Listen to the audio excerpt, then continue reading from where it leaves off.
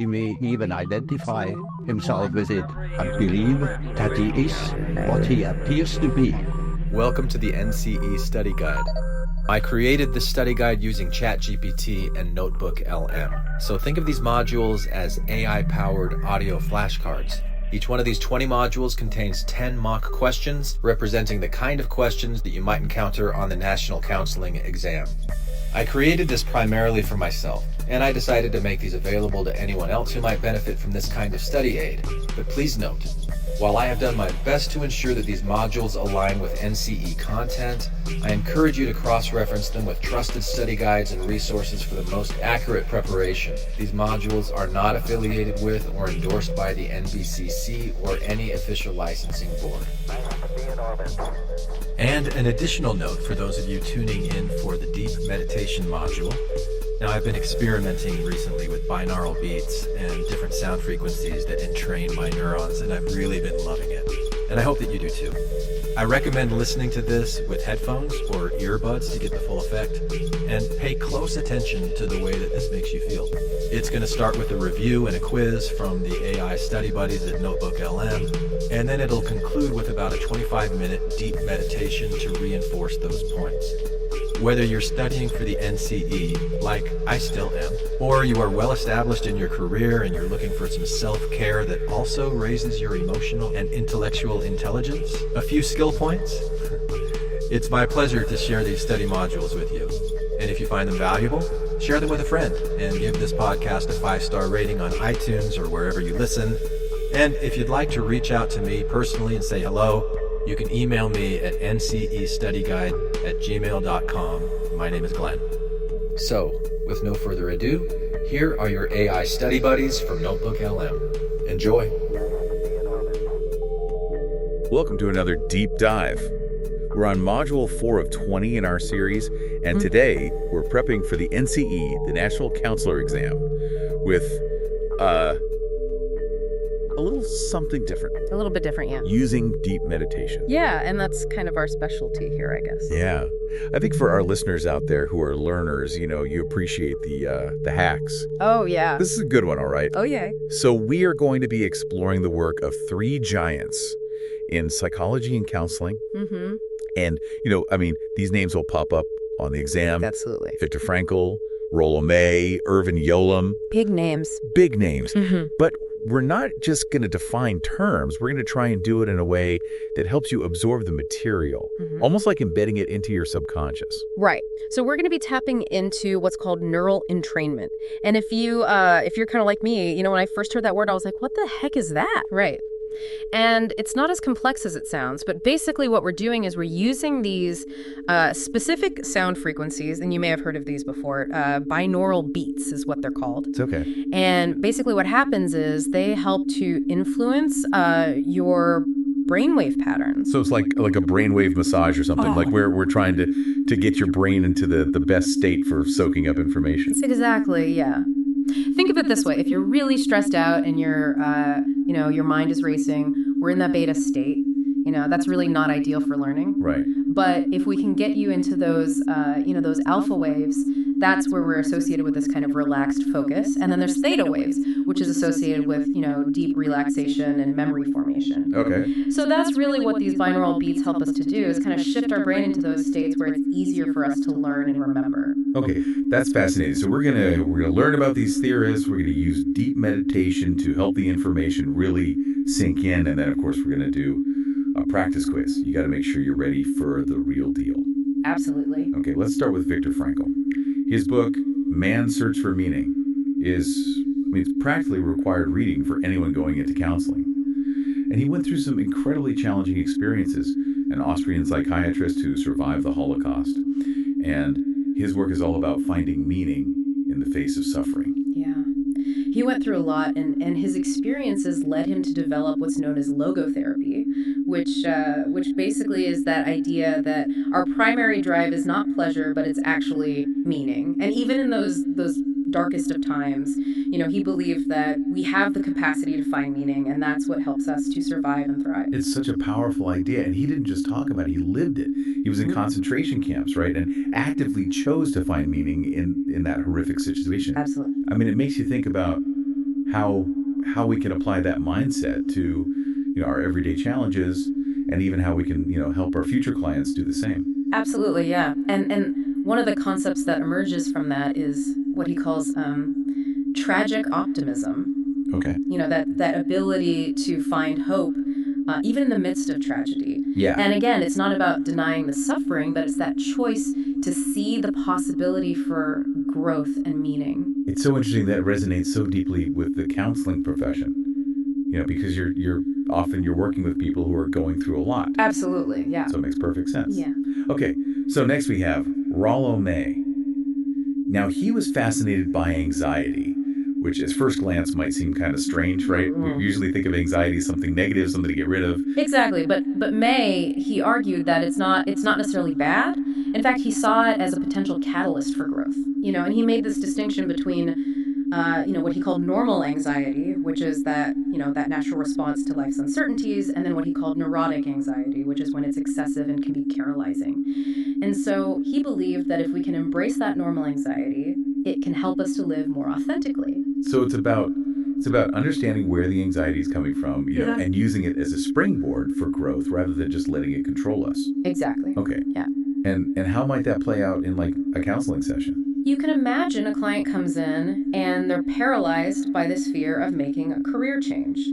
And so a counselor trained in May's thinking wouldn't just try to soothe that anxiety, but they would explore it. Right. Like, where is this fear coming from? Is it rooted in some genuine concerns about the unknown, which is natural?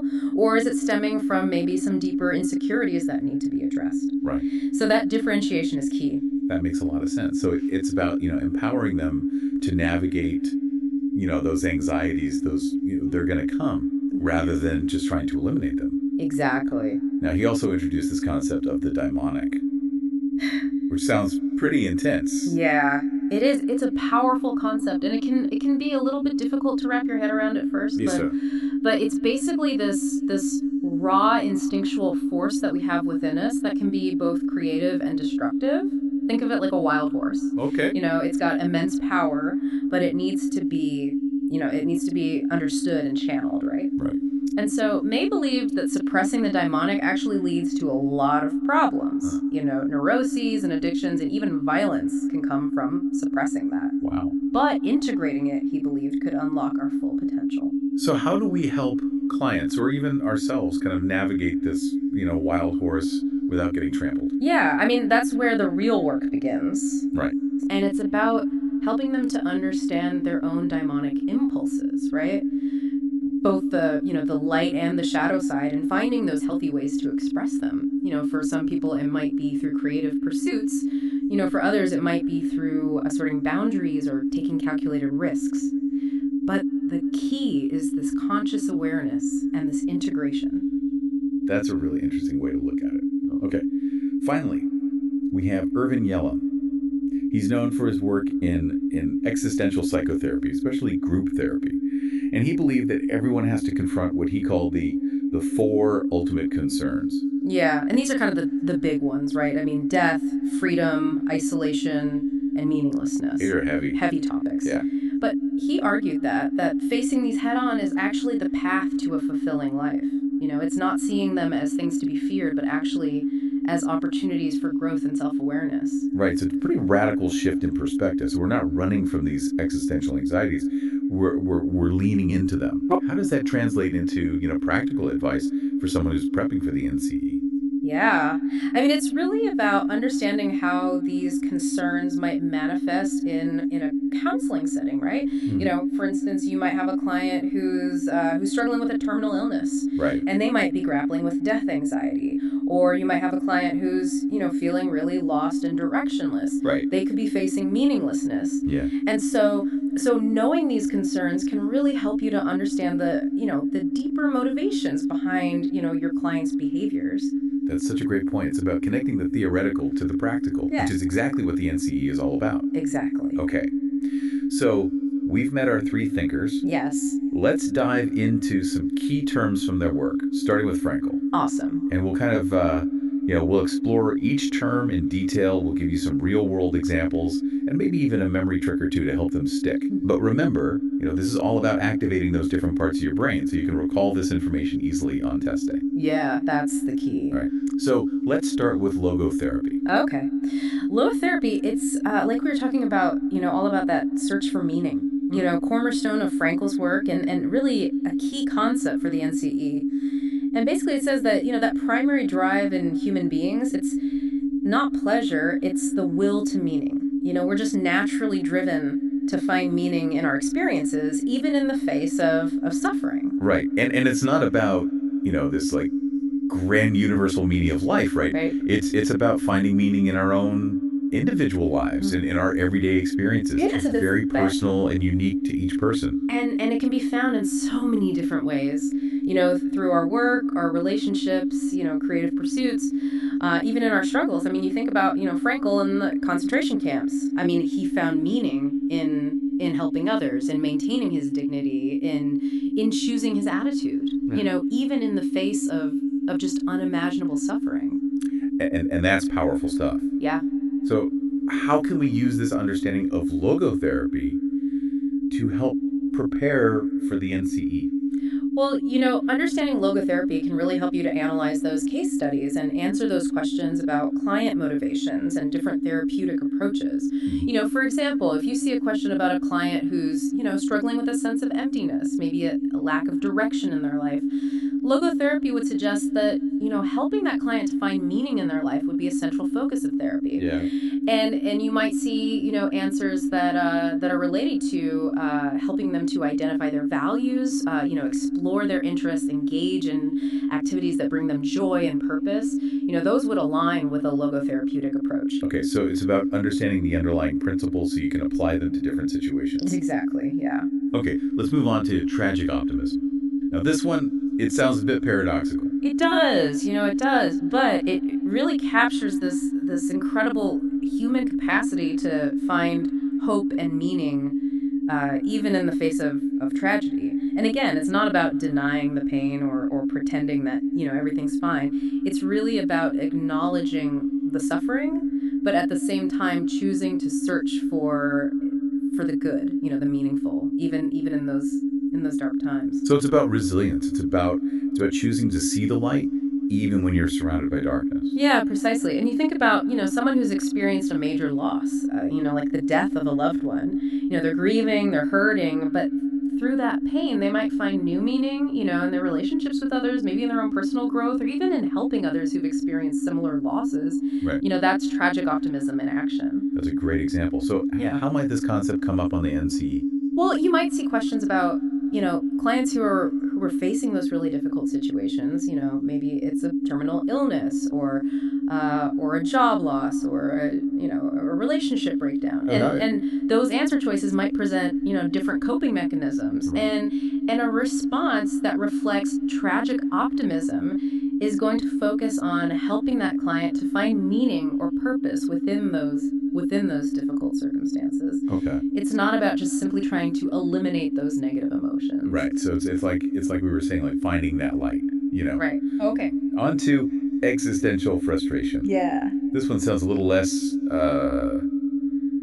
optimistic. It does a little bit. Yeah. Right? But it's still a really important concept. And existential frustration is really that feeling of emptiness, that lack of fulfillment that can come up when we feel like our lives just, lack meaning or purpose. And Frankl, he believed that this wasn't something to be feared or avoided. In fact, he saw it as a potential catalyst for growth. So it's like a signal. Yeah. That something needs to change, that we need to find a way to connect with something, more meaningful. Exactly. Yeah. But think about that client who comes in and they're feeling stuck in a dead-end job. They're, feeling unfulfilled in their relationships, just kind of generally feeling like something's missing. Right. That sense of existential frustration, that might be the very thing that motivates them to make those changes, to seek out therapy, to start exploring what truly matters to them. Right. And for you, as someone prepping for the NCE, it's about recognizing that feeling, while it might be uncomfortable, it can actually be a starting point for some positive change.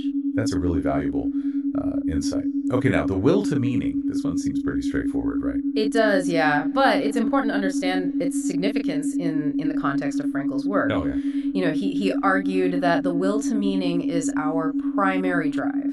And it's not, it's not the will to pleasure like Freud talked about, or the will to power like Adler. It's this innate, human desire to find meaning and purpose in our lives. Right. So it's really about recognizing that, deep down we're all searching for something that gives our lives meaning. Yeah. And it's the counselor's job to kind of help clients tap into that and discover what that is for them. Yeah, exactly. It's about asking those big why questions. Right. And helping them to explore their values, their beliefs, their experiences to really uncover what gives their lives significance. Right. And on the NCE, you might see this concept reflected in questions about therapeutic goals or even approaches.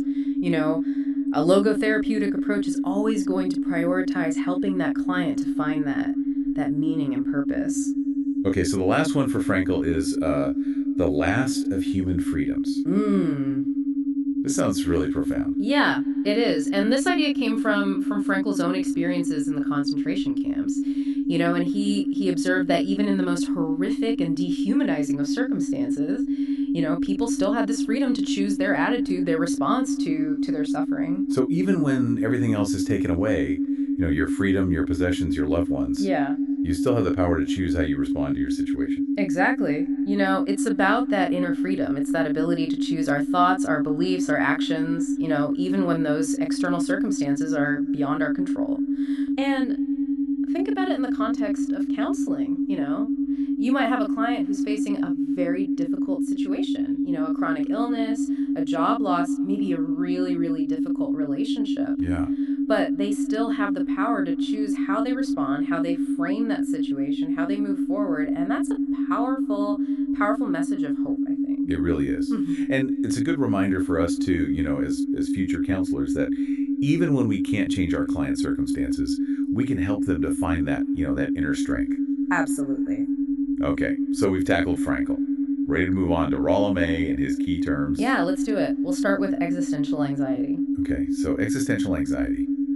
This isn't about being worried about a test or a presentation. This is deeper.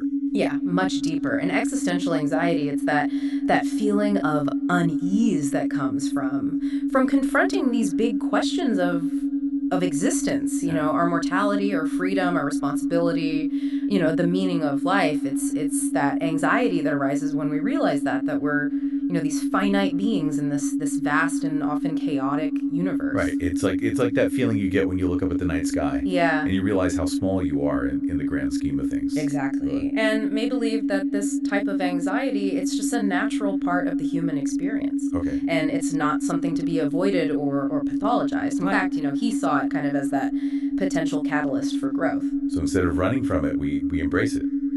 How does that play out in the context of the NCE? Well, you might see questions about clients who are experiencing a sense of emptiness or a lack of direction, maybe a fear of making choices. Right. And understanding existential anxiety can really help you to recognize that these feelings, they might not be symptoms of a disorder, but maybe a natural response to the challenges of being human. And so that therapeutic approach, it's going to focus on helping the client to explore those anxieties, to find meaning and to make authentic choices. That makes a lot of sense. Now, on to the daimonic, which is, this term always tricks people up. Right. It sounds a bit intimidating. Yeah, it can be a bit of a head scratcher, but it's such a fascinating concept. Yeah. And the daimonic, as we talked about before, it's that primal force within us that has both this creative and destructive potential. Think of it like the energy of a volcano. Okay. It can create new land, but it can also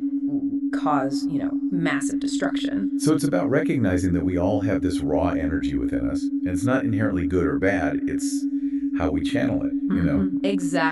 Exactly. And may believe that, trying to suppress the daimonic actually leads to more problems. Okay. The neuroses, the addictions, the violence. Right. So it's about bringing it into consciousness, understanding it, and then integrating it into our personalities. Okay. So how might this concept be tested on the NCE?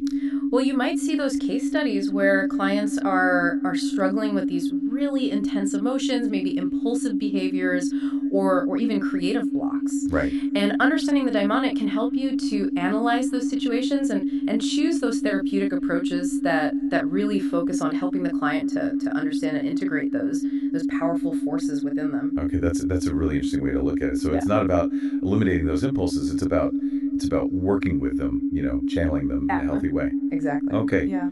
Next up, we have freedom and responsibility. Now, this one sounds pretty self-explanatory, right? It might seem that way, on the surface, but it's a more nuanced concept than it appears. Okay. Maybe believed that true psychological freedom, it goes hand in hand with accepting responsibility for our choices. We're free to choose our paths, but we're also responsible for the consequences of those choices. Right. So it's not just about, doing whatever we want. Okay. It's about understanding that our choices have an impact both on ourselves and on others. Yeah, absolutely. And this can be a real source of anxiety for a lot of people. I mean, that weight of responsibility can feel very overwhelming. And you think about, someone who's struggling with a major life decision, whether stay in a difficult relationship or maybe pursue a career change. They're free to choose, but they're also acutely aware of those potential consequences. Right. That's a great example. And how might this concept be tested on the NCE? Well, you might see questions about client autonomy, ethical decision-making, different therapeutic approaches that really emphasize personal responsibility. And so understanding May's perspective on freedom and responsibility can really help you to analyze those scenarios and choose those responses that align with an existential approach. Okay. On to normal versus neurotic anxiety. Yeah. Now, we touched on this a little bit earlier, but let's dive in a little deeper. Yeah. So remember, May believed that, anxiety isn't inherently bad. Right. In fact, he saw normal anxiety as a natural response to the uncertainties of life. It's what motivates us to grow, to change, to step outside of our comfort zones. Neurotic anxiety, on the other hand, that's when it's excessive and irrational, and it can be paralyzing. Right. So it's about distinguishing between the anxiety that pushes us forward and the anxiety that holds us back. Exactly. Okay. Yeah. How can we apply this to the NCE? Think about those case studies where clients are, they're struggling with anxiety. Understanding that difference between normal and neurotic anxiety can help you to analyze that situation and to choose those therapeutic approaches that address the underlying causes of that anxiety. For example, if a client is anxious about an upcoming exam, that's normal. Right. But if they're so anxious that they can't study or they can't function in their daily life, that might be neurotic anxiety. Right. And so a different approach might be needed. That's a really helpful distinction. Yeah. Okay. Last one for Rollo May. The courage to create. Yeah. Now this one sounds pretty inspiring. It is. May believe that creativity, it's an act of courage. Mm-hmm. To bring something new into the world, we have to confront our fears, our insecurities, our doubts. Right. We have to be willing to be vulnerable and to put ourselves out there. So it's not just about artistic expression. It's really about, having the courage to make choices, to take risks, to live authentically, even when it's scary. Exactly. Yeah. And this concept can apply to so many different areas of life, career choices, relationships, personal growth. Right. And on the NCE, you might see questions about clients who are, struggling to make changes in their lives or to express themselves, to pursue their passions. And understanding the courage to create can really help you to analyze those situations and choose those therapeutic approaches that empower those clients to take those. Frankl and May. Now on to Irvin Yalom and his key terms, starting with the 4 ultimate concerns. Yeah. So these are the big ones. Big ones, right. The existential givens that Yalom believed that we all have to grapple with. Death, freedom, isolation, and meaninglessness. Yeah, heavy hitters. Yeah, but as we've learned from Yalom, facing these concerns head on is actually a path to growth and self-awareness. Is. Right. It's a shift in perspective. Absolutely. Okay. So on the NCE, understanding these concerns can help you to analyze client presentations, to understand their underlying motivations, and to choose those appropriate therapeutic interventions. Exactly. Okay, let's break them down one by one, starting with Uh, death anxiety. Okay. This one seems pretty self-explanatory. It does, but it's more than just the fear of dying. Okay. Right. It's that anxiety that arises from the awareness of our own mortality. It's the knowledge that our time is finite, that everything we know and love will eventually end, and that can be a terrifying thought. Absolutely. But Yalom believed that, confronting this fear can actually be a really powerful motivator to live more fully, more intentionally. Yeah. He saw death anxiety not as something to be avoided or repressed, but as a catalyst for change, for appreciating that present moment and for making those choices that really align with our values. So how might this concept be tested on the NCE? Well, you might see questions about clients who are facing a terminal illness. Maybe they're experiencing grief and loss. Maybe they're struggling with aging. Right. Understanding death anxiety can help you to choose those therapeutic approaches that focus on helping that client to find meaning and acceptance in the face of their own mortality. Okay, so on to existential isolation. Now, we often hear about social isolation, but this is a different kind of isolation. It is. Existential isolation, it's the realization that we're ultimately alone. In our subjective experience of the world. No matter how close we are to others, we can never fully share our thoughts, our feelings, and our perceptions. Right. And that can be a very isolating feeling. It's like that saying, we're all in this together, but we're all in it alone. Exactly. And, this type of isolation can be a source of anxiety and despair. But Yalom believed that it's also just a part of the human condition, and that accepting it can actually lead to, greater authenticity and connection. So how can we apply this to the NCE?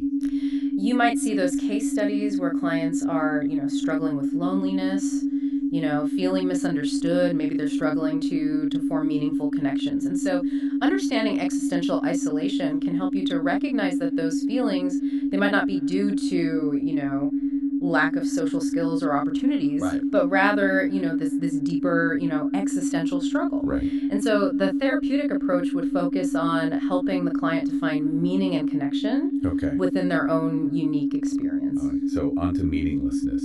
Now, this one sounds pretty bleak. It can be, yeah.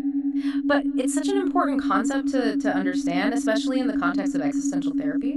And, meaninglessness, it refers to the realization that the universe doesn't inherently have any meaning or purpose. We're born into a world that doesn't come with a set of instructions or a preordained plan.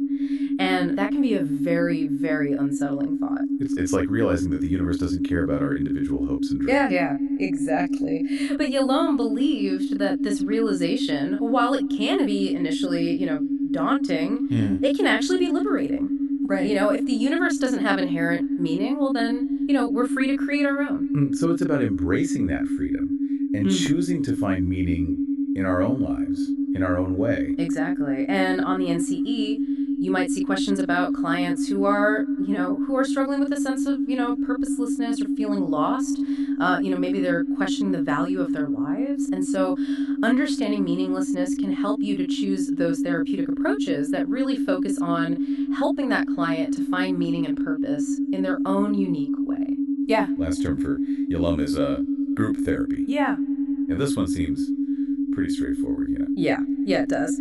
But it's important to understand, why Yalom was such a proponent of group therapy, especially in that context of existential therapy, And he believed that group therapy could be such a powerful tool for addressing those 4 ultimate concerns that we've been talking about.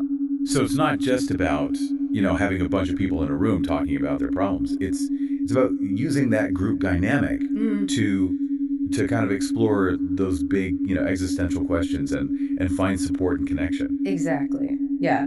In a group setting, people can share their experiences. They can realize they're not alone in their struggles. They can, learn from each other's perspectives. They can see how others are coping with death anxiety, with existential isolation, with, freedom and responsibility, with the search for meaning. Right. So it's about using the power of shared experience to help people kind of navigate those, those universal human challenging. Exactly. And on the NCE, you might see, questions about the benefits of group therapy, how it can be used to address those existential concerns. Right. How group dynamics can facilitate growth and healing. Okay, well, that's all incredibly helpful. We've covered a lot of ground here. Yeah, we have. Really gotten into the nuances of these theorists' work. Mm-hmm. Ready for a little brainwave workout? I think so. Let's put that knowledge to the test with that practice quiz you mentioned earlier. Okay. It's time to see how these concepts might actually show up on the NCE. All right. So, question number 1. Viktor Frankl's existential therapy is primarily based on which of the following concepts? Is it A, the search for meaning as a central human drive? B, overcoming unconscious conflicts from childhood? C, the impact of conditioning on behavior? Or D, the role of reinforcement in shaping thoughts and emotions? All right, so this question really gets to the heart of Frankl's work. So, what did we learn about his core belief? Well, we learned that Frankl believed that the primary drive in human life is the search for meaning. Exactly. He wasn't as focused on, unconscious conflicts or conditioning like some other psychologists of his time. Yeah, so the correct answer is A, the search for meaning is a central human drive. And Frankl's logotherapy, it's all about helping people to find that meaning even in the face of suffering. Okay. All right. On to question 2. According to Rollo, anxiety arises when A, a person lacks reinforcement for their behaviors. B, a person experiences an existential crisis and confronts freedom.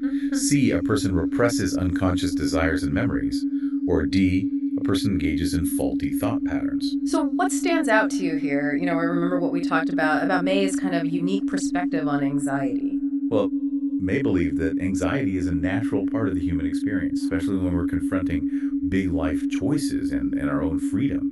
He didn't see it as, a result of faulty thinking or repressed memories, but rather this natural response to the challenges of existence. Exactly. You're right on track. Okay. So the answer is B.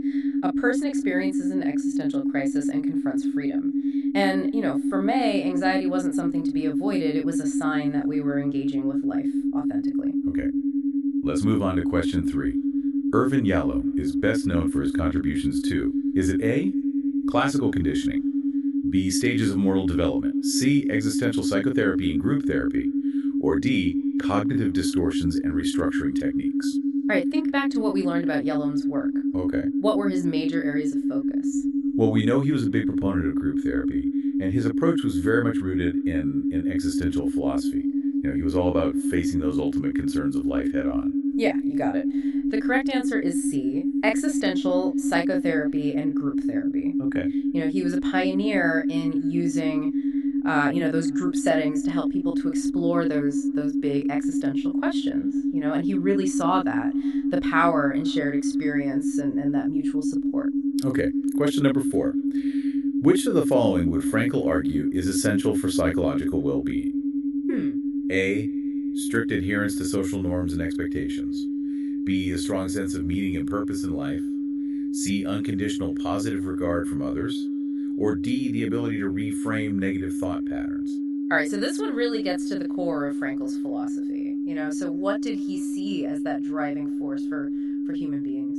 Well, from everything we've learned, Frankl believed that finding meaning in life was paramount. It wasn't about, conforming to society's expectations or just thinking positive thoughts. Right. It was really about connecting to something larger than ourselves. You nailed it. The answer is B, a strong sense of meaning and purpose in life. Okay. And Frankl believed that even in the face of suffering, finding that why, that's what helps us to endure and thrive. Absolutely. Okay, so moving on to question 5. Rollo emphasized which of the following as a key component of existential psychotherapy? Okay. Is it A, the role of archetypes in shaping human experience? B, the importance of embracing anxiety as part of personal growth? C, the role of positive reinforcement and behavior modification? Or D, the influence of early childhood experiences on personality?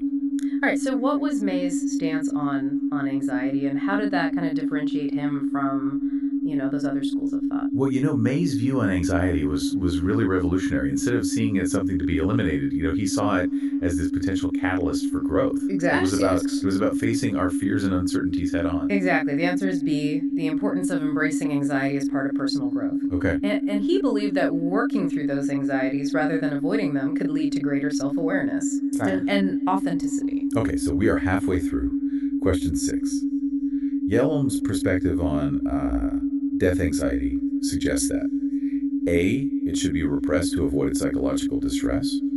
B, it only affects individuals with pre-existing mental disorders. C, it can be a motivating force for individuals to live more fully. Or D, it is best managed through cognitive restructuring techniques. All right, so remember Yalom's, his views on confronting those ultimate concerns. How did he see death anxiety playing a role in a well-lived life? Well, Yalom believed that death anxiety, while uncomfortable, it could actually be a powerful motivator to live more intentionally. Yeah. And to appreciate the present moment. It wasn't something to be feared and repressed, but rather something to be acknowledged and even embraced. You are absolutely right. So the answer is C. It can be a motivating force for individuals to live more fully. Okay. And facing our mortality, head on can actually inspire us to make the most of the time that we have. Absolutely. Okay, on to question 7. Which of the following best reflects Frankl's concept of tragic optimism? A, viewing suffering as meaningless and unavoidable. B, relying on external validation for self-worth. C, choosing to find meaning despite pain and adversity. Or D, ignoring painful emotions in order to stay positive. All right, so think back to our discussion about Frankl's experiences in those concentration camps and how that shaped his views. What does tragic optimism really mean? Well, tragic optimism, it's about finding hope and meaning even when life throws those, incredibly difficult challenges our way. Yeah. It's not about, denying the suffering or pretending everything's fine. It's really about choosing to seek meaning and purpose, even in the midst of pain. You got it. The answer is C, choosing to find meaning despite pain and adversity. And, Frankl's concept of tragic optimism. It's a real... Welcome back. How are you feeling? Yeah, feeling good. How about you? Yeah, nice and relaxed. Grounded. Ready to kind of shift gears a little bit here. Absolutely, yeah, I think so. Okay. So, that quiz was a good warm-up. Yeah, kind of get those brain juices flowing. Right, exactly. But now it's time to let the relaxed focus do its thing. Yeah, we've stimulated the mind with all this information. Now it's time to let it all sink in. Exactly. We've primed your mind with knowledge. Now we're going to use deep meditation to help you integrate it on a deeper level, almost like downloading it into your subconscious. Right, exactly. Okay. So let's begin by taking a few deep breaths together. Inhale slowly through your nose, feeling your chest and abdomen expand. And exhale slowly through your mouth, releasing any tension you might be holding in your body. Good. Just allow yourself to settle in and relax. As we move through this meditation, you'll hear those binaural beats that we talked about earlier. Right. These specific sound frequencies will help guide your brain waves into that optimal state for learning and memory. Don't worry if your mind wanders a bit. It's normal. Yeah, it's normal. It happens. Yeah. Just gently guide your attention back to your breath or to the sounds you're hearing. Exactly. Okay, so now imagine yourself standing at the foot of a mountain. The air is crisp and clean. You can hear the sounds of birds singing. Mm-hmm. The path up the mountain represents your journey toward mastering the concepts we've been discussing. Right. As you begin your ascent, you notice 3 figures waiting for you at different points along the path. The first figure you encounter is Viktor Frankl. Okay. He smiles warmly and reminds you that even in the face of adversity, meaning can always be found. Yeah. He encourages you to embrace challenges as opportunities for growth and to help your future clients do the same. That's right. Repeat after me. I have the power to find meaning in all circumstances. Feel that affirmation resonating within you. Good. As you continue your climb, you encounter Rollo. He speaks to you about the transformative power of anxiety and the importance of embracing it rather than fearing it. He encourages you to explore the roots of your anxieties and to use them as fuel for personal growth. Right. Repeat after me. I welcome anxiety as a catalyst for my personal development. Feel that empowerment flowing through you. As you approach the summit, you see Irvin Yalom waiting for you. Okay. He speaks to you about the 4 ultimate concerns: death, freedom, isolation, and meaninglessness. and reminds you that facing these truths is essential for living a fulfilling life. He encourages you to embrace the uncertainties of existence and find connection and purpose in a world that often feels chaotic. Repeat after me. I confront life's challenges with courage and find meaning in my journey.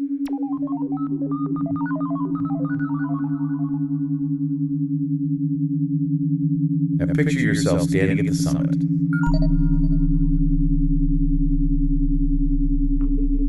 The view is breathtaking. You can see for miles in every direction. This represents the clarity and understanding you've gained through this deep dive. You've absorbed the wisdom of these three great thinkers, and it's become a part of you.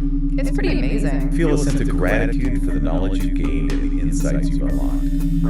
As you begin your descent, visualize yourself walking into the NCE exam room, feeling confident and prepared. Yeah, you got this.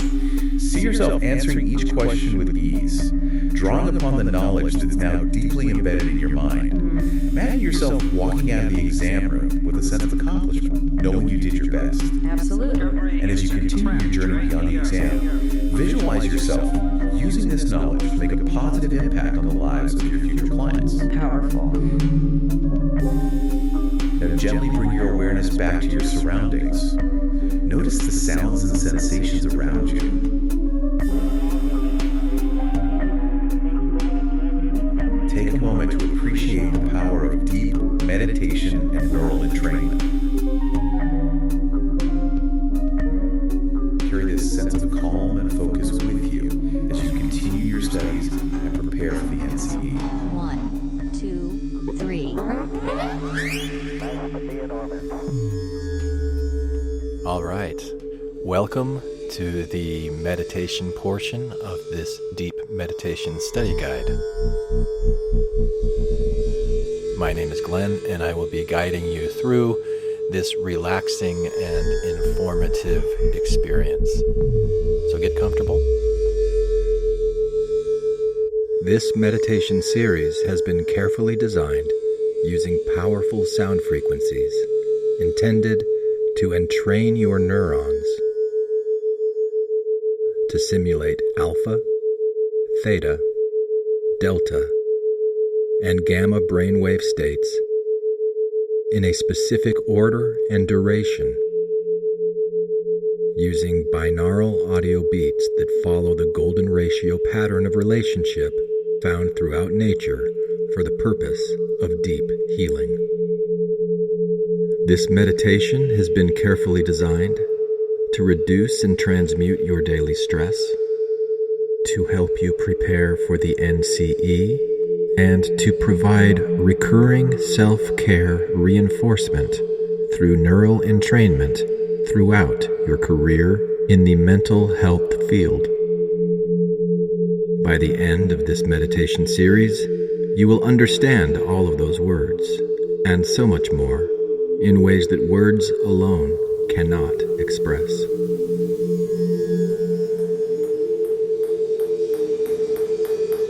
Sound is kind of like ping pong in a way, isn't it? Air molecules hit your eardrum, and your brain immediately transforms those impacts into words, sensations, and meaning, and feelings. Because of the carefully designed sound frequencies used in this meditation, in order to take full advantage of your brain's transformative powers, it is important that you listen using earbuds or headphones, and that the sounds you hear right now are in your left ear only. If the sound you hear right now is not in your left ear only, change your headphones around now. Once this sound is in your left ear only, you are ready to begin to receive.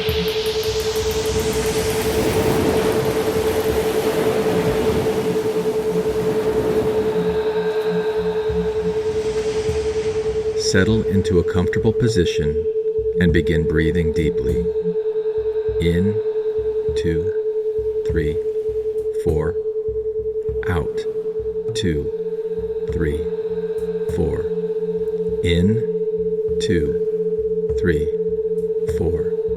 Out, 2, 3, 4. In. Keep your focus on your breath. 4. Out, 2, 3, 4. In, 2, 3, 4. Out, 2, 3, 4. In, 2, 3, 4. Out, 2, 3. Viktor Frankl. In, 2, 3. Therapy. Shines out through pain. 2. Meaning. 3. Life's deepest wounds. In, 2. Seeking purpose. Meaning. Heals life's deepest wounds. Again, found within life's pain. In, tragic. All is lost. Through choice. Through suffering. Deep. Through a light is found. Through darkest pain. Tragic. Found within deepest pain. Profound. Lost in life. Seeking purpose. Makes even suffering. Existential frustration. Viktor Frankl. When lost in life shines through and filled. Meaning heals life with strife. Wounds again. Through lost in life. Seeking purpose. Guides your life. Pain. Life's purpose fuels the soul in life and filled the will to meaning in life. Seeking purpose. Guides not power, not or pleasure, but meanings call. Life's purpose fuels the soul.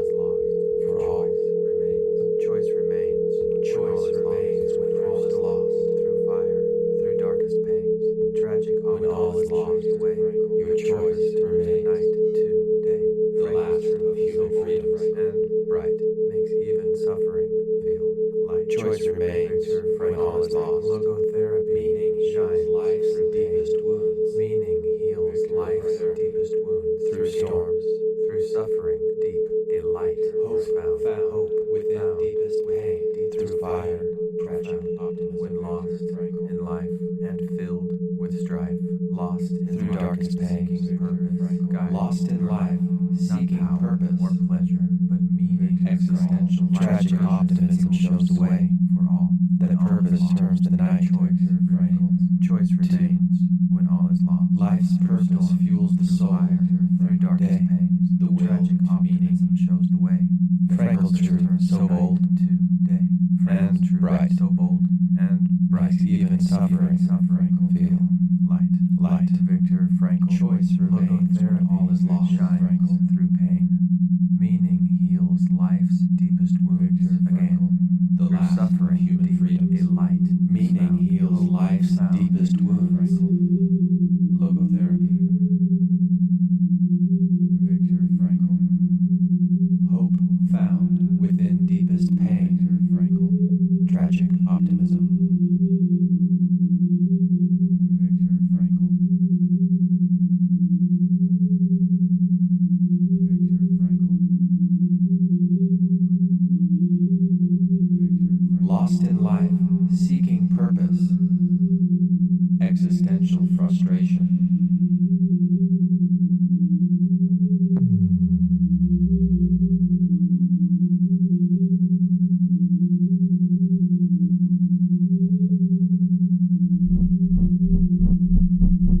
Life's purpose fuels the soul, the will to meaning.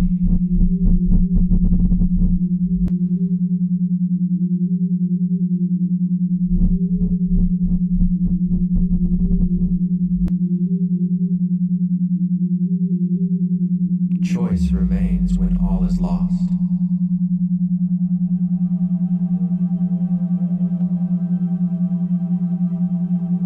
The last of human freedoms.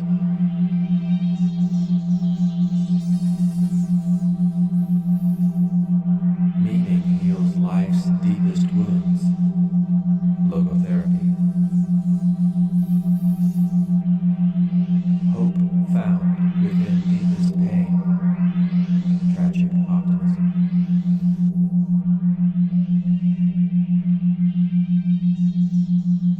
lost in life, seeking purpose, existential frustration.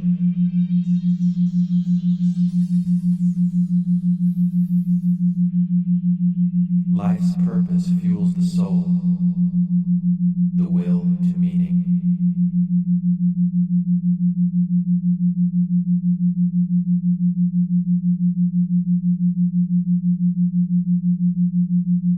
Choice remains when all is lost.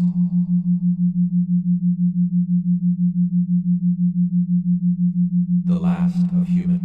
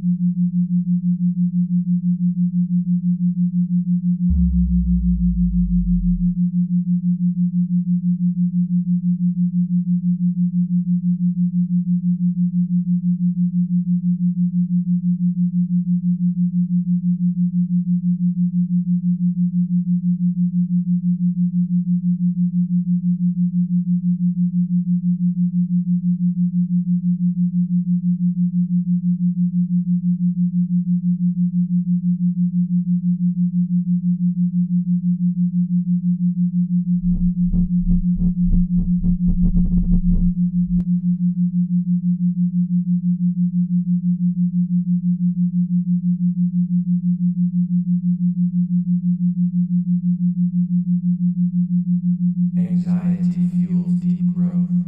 Existential anxiety. Existential anxiety. Anxiety fuels deep growth. Dark and light within us all. The daimonic. The daimonic. Dark and light within us all.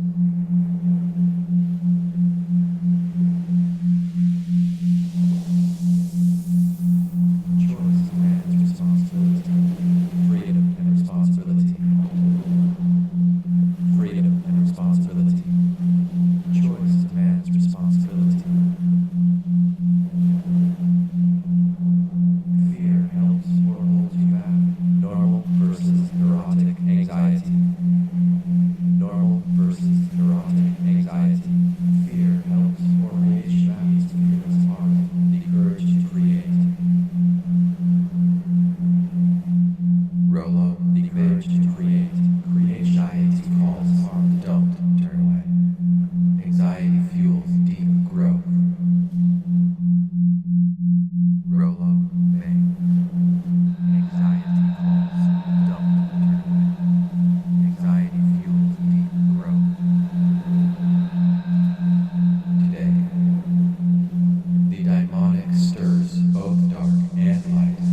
Anxiety, dark and light within us all. Existential anxiety unite the weight of choice. Existential daimonic stirs both dark and choice demands responsibility and light within us all. Light within us all.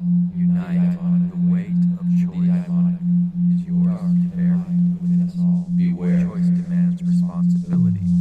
For fear can break or make you whole. Choice demands responsibility. Fear helps or holds you back. Beware. Your role. Freedom or fear take the risk or make embrace the fight. Responsibility. Fear helps or holds you back. Fear helps or holds you back. Your role. Normal versus so take the risk. Anxiety. Embrace the fight. Normal versus neurotic anxiety. Creation needs fearless hearts. Takes flight. The courage to create. For courage lives in those who dare to face the void.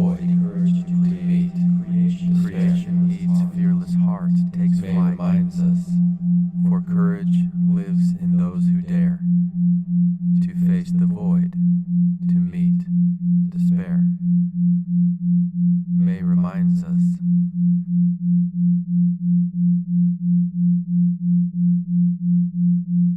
Fear's the key. Unlock yourself and set life.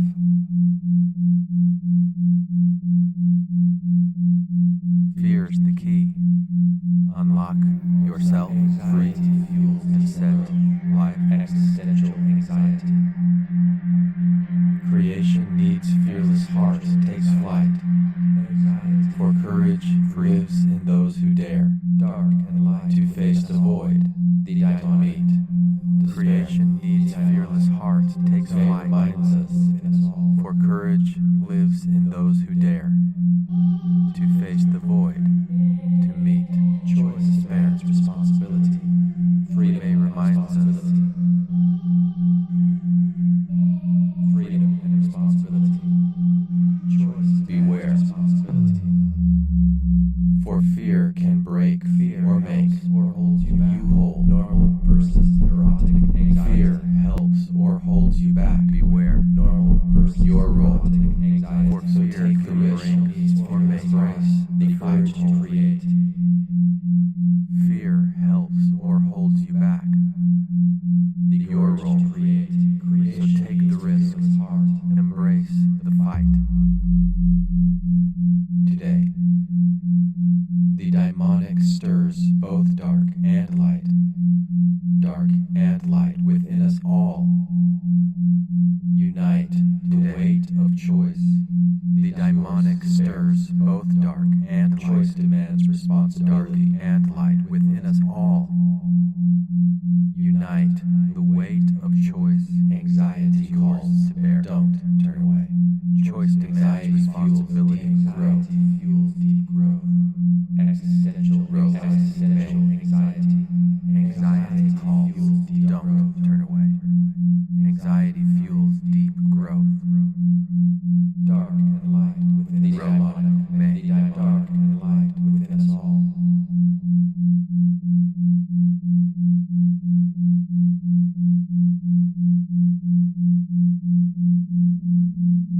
Choice demands responsibility. Freedom and responsibility. Freedom and responsibility. Choice demands responsibility.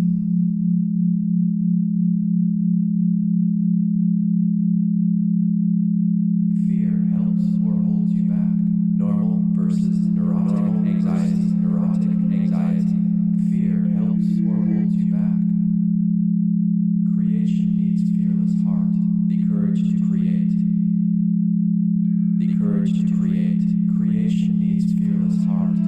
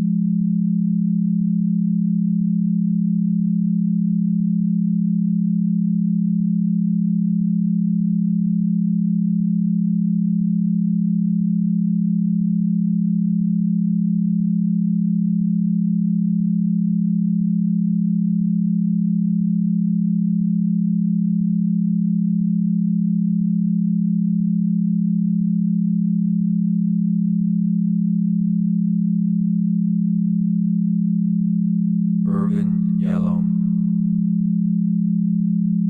Life is fleeting. Death is near. Fear of death makes life full clear. The weight of freedom's choice is mine. Death, choice, alone. Life's meaning shine. Though I connect, I stand alone. Alone despite deep connection shown. The search for purpose fills the space. Purpose comes from within, you trace. But in a circle, truth is found. Healing through shared deep truths resounds. Yalom teaches, face your fear, embrace the life that brought you here. Death's a teacher, time's not long, so live with meaning, bold and strong.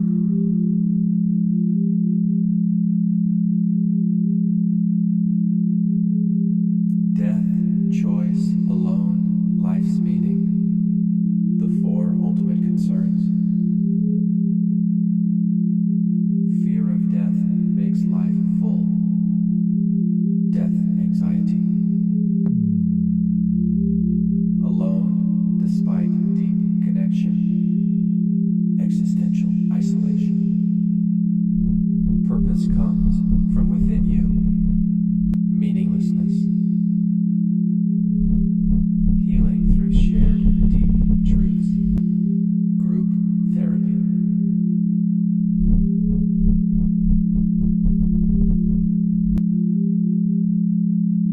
Irvin, Yalom. Life is fleeting. Death is near. Fear of death makes life full clear. The weight of freedom's choice is mine. Death, choice, alone. Life's meaning shine. Though I connect, I stand alone. Alone despite deep connection shown. The search for purpose fills the space. Purpose comes from within, you trace. But in a circle, truth is found. Healing through shared deep truths resounds. Yalom teaches, face your fear, embrace the life that brought you here. Death's a teacher, time's not long, so live with meaning, bold and strong.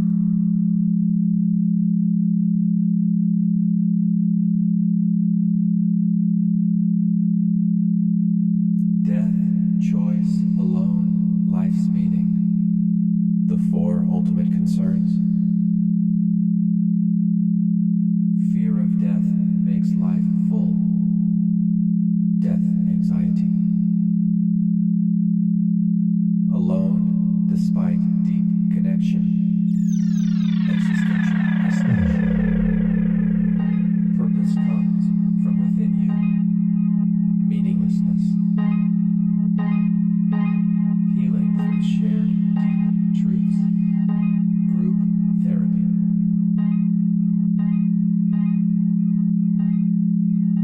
Irvin, Yalom. Life is fleeting. Death is near. Fear of death makes life full clear. The weight of freedom's choice is mine. Death, choice, alone. Life's meaning shine. Though I connect, I stand alone. Alone despite deep connection shown. The search for purpose fills the space. Purpose comes from within, you trace. But in a circle, truth is found. Healing through shared deep truths resounds. Yalom teaches, face your fear, embrace the life that brought you here. Death's a teacher, time's not long, so live with meaning, bold and strong.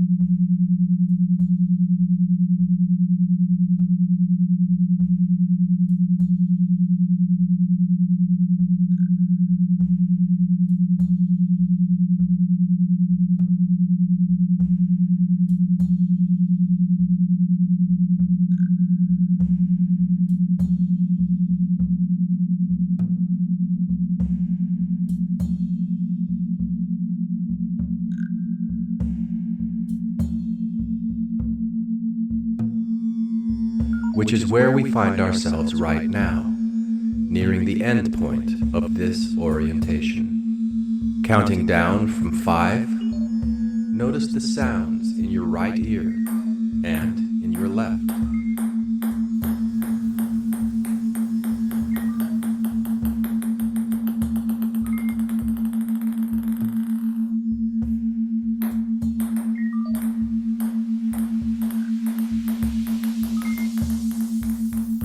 4. Gently wiggle your fingers and your toes.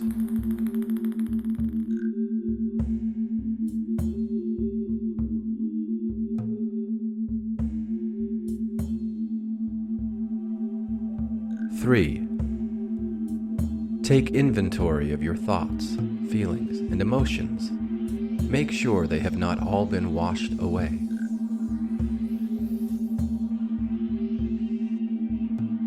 2. Get ready to remove your earbuds or headphones and feel more attuned to the motion all around you.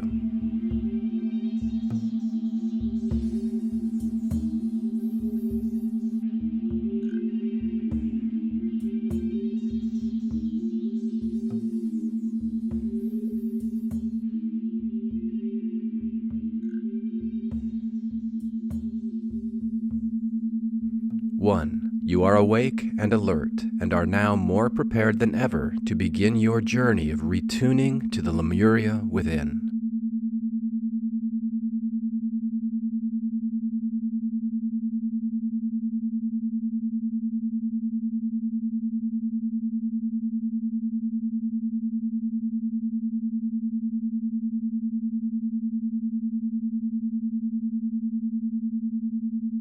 This completes the orientation material.